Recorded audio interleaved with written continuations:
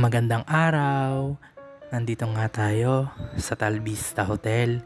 Isa nga tayo sa naging qualifier sa game show and concert featuring MYMV at 3rd Avenue. Ito ay isa nga lang sa pa-incentive ni FruLife UK.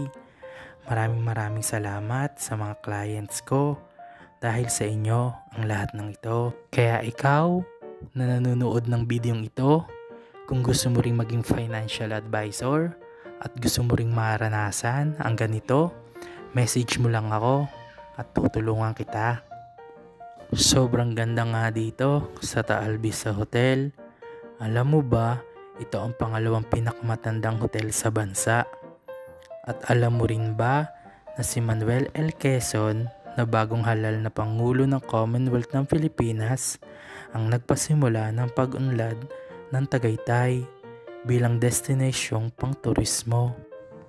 Kaya noong Hunyo 21, 1938, ginawa ng Charter City ang Tagaytay sa bisa ng Commonwealth Act No. 338. Inatasan ang Manila Railroad Company na pag-aari at kontrolado ng pamahalaan na magtayo ng lounge at golf course sa Tagaytay Ridge.